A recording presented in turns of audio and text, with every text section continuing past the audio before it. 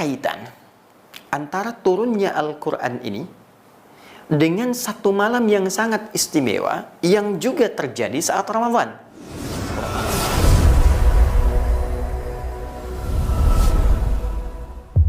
Quran surah 97, yaitu surah Al-Qadar.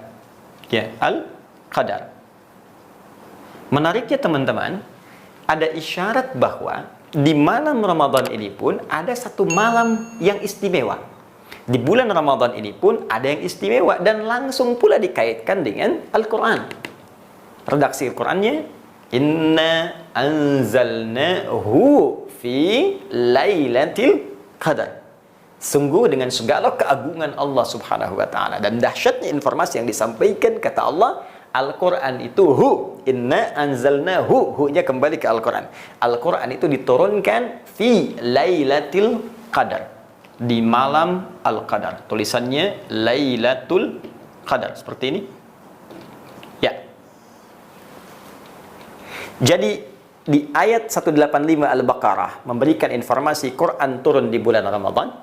Baik, satu. Kemudian yang paling menarik, di Quran surah Al-Qadar surah 97 disebutkan turunnya Al-Quran ini selain tadi Ramadan juga memberikan satu informasi penting yang baru, bahwa di satu malam utama Ramadan, ya, yaitu malam yang disebut dengan malam Al-Qadar. Nah, PR kita sekarang, apa korelasi turunan Al-Quran dengan malam Al-Qadar ini? Secara lebih jelas kita turunkan apa malam Al-Qadar itu. Satu. Kemudian yang kedua, keistimewaan apa yang didapatkan di malam Al-Qadar. Dan yang ketiga, ini yang paling penting kaitannya dengan Al-Quran, apa korelasi peran Al-Quran jika dikaitkan dengan malam Al-Qadar yang diinfokan di surah ke-97 ini. Korelasi perannya itu apa? Sehingga kita bisa menggali dengan lebih luas dan menerapkan makna ini dalam kehidupan. Apa korelasinya peran Al-Quran ini dengan Lailatul Qadar? Korelasinya apa? Fungsi utama Quran dikaitkan dengan malam Al-Qadar itu seperti apa? Ini yang jarang dibahas, jarang diuraikan oleh para ulama kita, termasuk dalam kitab-kitab ulumul Quran. Baik, sekarang kita gali pelan-pelan. Teman-teman sekalian, untuk mengetahui korelasi itu, kita harus kembali ke pertanyaan ini dulu. Apa ya yang dimaksud Lailatul Qadar itu? Saya telah uraikan kalimat lailnya, yang berarti malam yang istimewa. Tinggal tersisa kita untuk memahami makna qadarnya ini. Dari sini baru kita mengetahui tentang korelasi peran Al-Quran dengan malam Al-Qadar. Al-Qadar, teman-teman, secara ringkas bisa dipahami dengan ketetapan Allah subhanahu wa ta'ala terkait dengan alur kehidupan setiap hamba.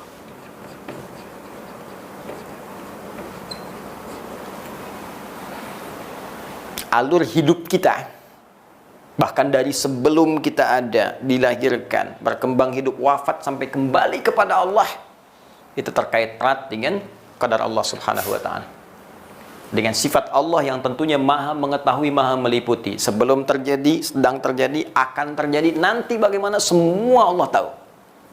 Dan semua sistem hidup ini, alur hidup kita, ini ada di sini, qadar Allah subhanahu wa ta'ala, yang secara umum bisa dipahami dengan dua turunan.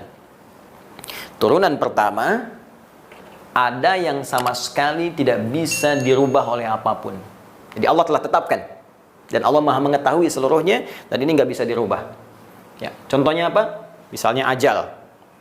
Ya, ajal ditetapkan oleh Allah subhanahu wa ta'ala kepada kita semua, dan nggak bisa dirubah dengan apapun. Ya, awas, jangan keliru memahami. Ajal itu batas usia kita. Ya, misal ada yang 63 tahun, 64 tahun, 65 tahun, 80 tahun, lebih daripada 100 tahun. Ada. Nah, hukum ajal ini tetap oleh Allah. Sebelum kita kemudian bahkan terlahir dalam rahim ibunda kita, itu sudah tetapkan oleh Allah subhanahu wa ta'ala, ajal si fulan sampai sekian gak akan merubah. Ya, dia berdoa pun nggak akan nambah ajal, tetap ketentuan. Itu ada di Quran surah ke-7 Al-A'raf misalnya ayat ke-34. Walikulli ummatin ajal. Ya, setiap umat, jangankan 1-2 orang, semua umat yang pernah ada di bumi itu punya batas usia, batas hidup. Fa idza jaa ajaluhum la yastakhiruna sa'atan wa la yastaqdimun. Jika sudah tiba ajalnya, maka nggak akan bisa dimajukan, nggak akan bisa dimundurkan. Ya. Walaupun orang berkata misalnya diabadikan di Quran itu surah ke-63 ya, di ayat ke-11-nya, laula akhartani ila ajalin qarib fa asaddaqa wa aqum minas salihin. Ya Allah, bisa enggak ya Allah? Ya. Ajalku ini ditambah dikit aja supaya aku bisa beramal saleh. Surah 63 dari ayat 10 bacanya sampai ayat 11-nya supaya sempurna kita bacakan. Ya, kata Allah nggak bisa. Nggak bisa. Kalau sudah ada ajalnya bagi setiap jiwa, nggak akan bisa maju, nggak akan bisa mundur. Ini contoh pertama yang nggak bisa dirubah dengan apapun. Ya, ini ditemukan misalnya dalam referensi hadis Nabi Sallallahu Alaihi Wasallam. Kita ambil yang paling gampang untuk diakses di Al-Arba'in An-Nawawiyah. Ya, hadis nomor keempat dari sahabat Abu Abdurrahman Abdullah bin Mas'ud radhiyallahu taala anhu, ya'anin Nabi sallallahu alaihi wasallam wa huwa as-sadiqul masduq, disebutkan inna ahadakum yujma'u fi batni ummihi 40 yawman nutfah. Setiap kalian, kata Nabi sallallahu alaihi wasallam, anak cucu Adam dihimpun dalam proses penciptaan di perut ibundanya 40 hari pertama jadi nutfah. Ya, pancaran antara spermatozoa menyatu dengan ovum berproses. Thumma yakunu mithla dzalika 'alaqah, thumma yakunu 'alaqah mithla dzalik. Kemudian 40 hari kedua berproses jadi alaqah, zigot yang menempel di dinding rahim. Thumma yakunu mudghah, ya, mithla dzalik. Kemudian 40 hari lagi berubah jadi mudghah, berubah menjadi mudghah, sudah mulai terlihat keratan dagingnya, nampak. Ya, thumma yursalu ilaihil malak, dan diutus malaikat pada usia 120 hari, 4 bulan kandungan tadi. Diutus malaikat fayanfukhu fihi roh, ditugaskan oleh Allah untuk meniupkan roh, wa yu'maru bi katbi arba'in, dan diperintahkan untuk menuliskan 4 hal utama. Yang paling pertama ditetapkan dari qadar Allah Subhanahu wa taala, yang paling utama ajal, bi katsbi ajalihi, ya, wa rizqihi. Dituliskan rizki bersanding dengan ajalnya. Ajal plus rizki. Ya. Jadi bersanding, makanya saya sering katakan rizki kita sudah tetap. Ya, kalau Anda buka Quran surah ke-51 misalnya, di ayat ke-22, paling kanan sebelah bawah agak ke tengah. Wa fis samaa'i rizqukum wa ma tu'adun. Di langit rizki kita telah ditetapkan. Ini qadar Allah. Ini enggak usah takut. Ya, Anda beramal soleh dapat 1 miliar, beramal salah pun 1 miliar juga. Jadi kalau bisa soleh, kenapa pilih salah? Cuman ketika mengerjakan yang soleh, berkahnya itu tinggi. Yang salah nggak ada berkah sama sekali. Ya, itu yang membedakan. Jadi saya ingin berikan pesan kuat, ya. Jangan pernah mencuri, jangan korupsi, ya, jangan berbuat curang karena merugikan diri sendiri. Jangan dikira kalau korupsi harta makin banyak. Tidak, kawan, harta Anda tetap segitu. Sampai meninggal nggak akan bertambah, nggak berkurang. Anda cuma melelahkan diri sendiri saja. Tinggalkan perbuatan curang. Karena Anda berbuat dengan cara yang benar pun dapat segitu juga. Cuma beban hidupnya Allah ringankan. Begitu butuh diberikan, tata, sehingga terasa nikmat penerimaan dalam diri kita. Itu poinnya. Tapi yang ingin saya katakan adalah, ini sifat qadar yang sama sekali nggak bisa dirubah dengan apapun. Nah, cara mengisi ajal, ya, ada qadar Allah yang sifatnya itu Masya Allah kita diberikan ikhtiar di dalamnya. Walaupun untuk ikhtiar itu pun Allah telah mengetahuinya. Teman-teman, jadi sebelum kita kerjakan, saat kita kerjakan, nanti akan kita kerjakan, Allah tahu. Ya, tapi kita diberi peluang oleh Allah untuk berikhtiar di situ. Silahkan. Contoh apa? Ajal, batas usia. Cara mengisi usia ini supaya Allah ridha, itu disebut dengan umur namanya. Umur. Dari kata amara ya'muru. Ya'muru ditemukan di Quran surah ke-9 ayat 18 di tentang masjid, innama ya'muru masajidallah. Kalimat umur sendiri ditemukan di Quran surah ke-22 ayat 5 misalnya. Ila arzalil umuri, ya. Apa itu umur? Umur itu saya sering sampaikan dalam beberapa kajian, sesuatu yang mengandung banyak manfaat. Ya. Sesuatu yang melahirkan kesuksesan. Sesuatu yang melahirkan keberkahan, berkah, bertambahnya nilai kebaikan. Artinya, sepanjang diberikan batas usia, ayo coba gunakan isi aktivitas kita untuk berbuat segala hal yang bermanfaat. Ya, memandang yang bermanfaat. bicara-bicara yang bermanfaat, melangkah ke arah yang bermanfaat. Ya, awas hati-hati. Makanya kalau ditanya begini, berapa umur Anda? Itu sebetulnya pengingat dari Allah. Bukan tentang ajal, tapi tentang efektivitas usia yang diberikan oleh Allah pada kita.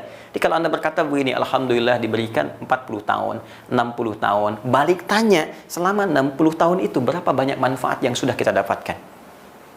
Berapa banyak perbuatan baik yang sudah kita hasilkan? Jangan-jangan anak 4 tahun belum balik, manfaatnya lebih banyak dibanding kita yang sudah 40 tahun. Huh? Sukses, ayo selama hidup sukses, bekerja yang giat. Ya, bekerja yang benar, dengan penuh semangat. Apapun profesi Anda, dimanapun Anda mengabdi. Di birokrasi, di diplomasi, mengajarkah Anda, di militer. Ayo, semangat bekerja. Tempuh, karena itu nanti kita dapatkan pedoman-pedoman untuk memotivasi kita semangat dalam beraktivitas. Makanya sahabat Nabi juga biasa banyak. Di militer yang sukses banyak. Ada Khalid bin Walid misalnya. Di birokrasi juga banyak. Ada Amr bin As, ada Muawiyah bin Abi Sufyan.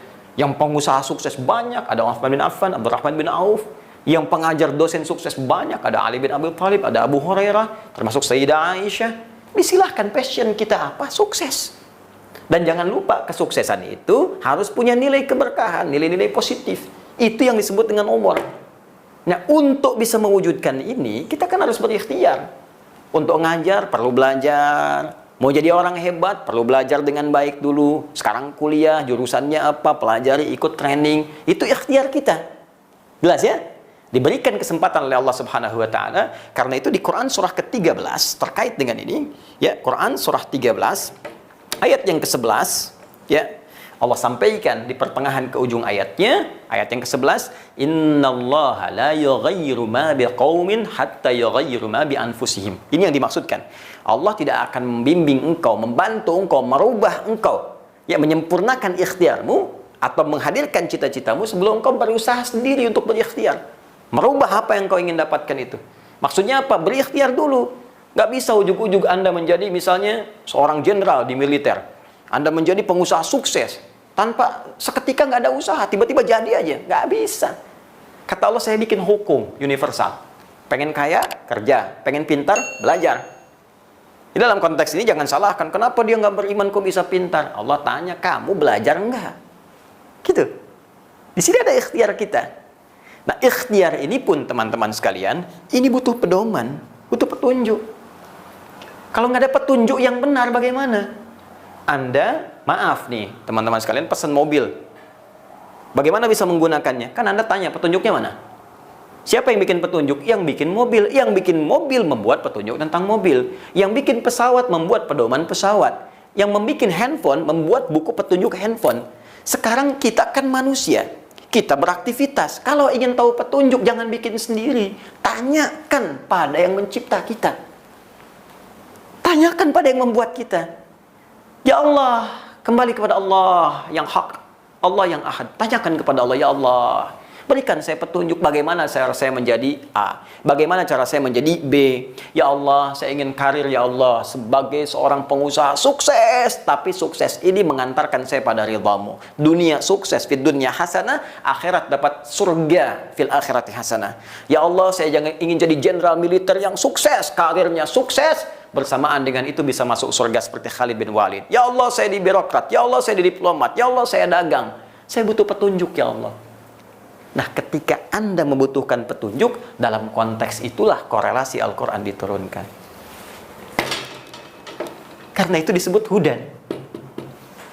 Jadi ini kaitan erat Al-Quran dengan malam Al-Qadar. Jadi ketika Anda membutuhkan petunjuk untuk mengisi alur kehidupan Anda, nggak ada sumbernya kecuali di sini. Ini yang menjadikan Al-Quran punya nilai besar. Inilah salah satu rahasia yang dibaca oleh para ulama, sehingga mereka setiap datang Ramadan sibuk dengan Al-Quran.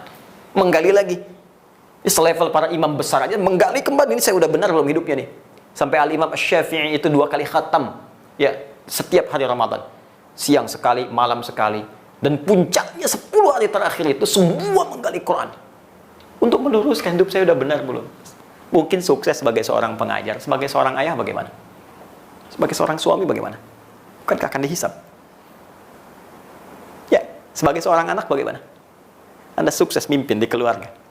Ada istri sukses dibimbing, anak dibimbing. Tapi apakah bakti Anda pada orang tua juga sukses?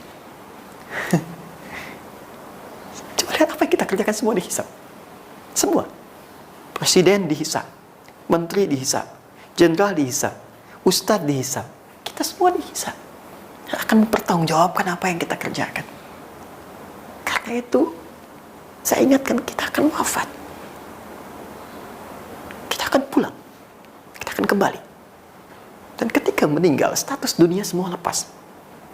Maka itu saya mengajak kepada semua, tanpa kecuali, renungkan dikala kita kembali.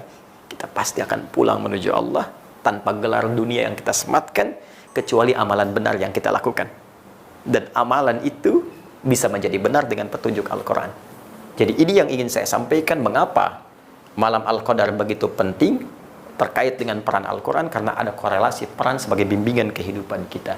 Jadi, di sini banyak disimpulkan bahwa malam Al-Qadar itu adalah malam yang sangat menentukan. Malam Al-Qadar adalah malam yang bisa merubah kehidupan kita. Dalam arti merubah itu adalah petunjuk-petunjuk Al-Quran. Bila kita amati dengan benar, itu akan memberikan pengaruh yang dahsyat dalam kehidupan kita. Bukan sekedar dosa diampuni, pahala berlipat, tapi di sini akan kita temukan sejatinya jati diri kehidupan kita.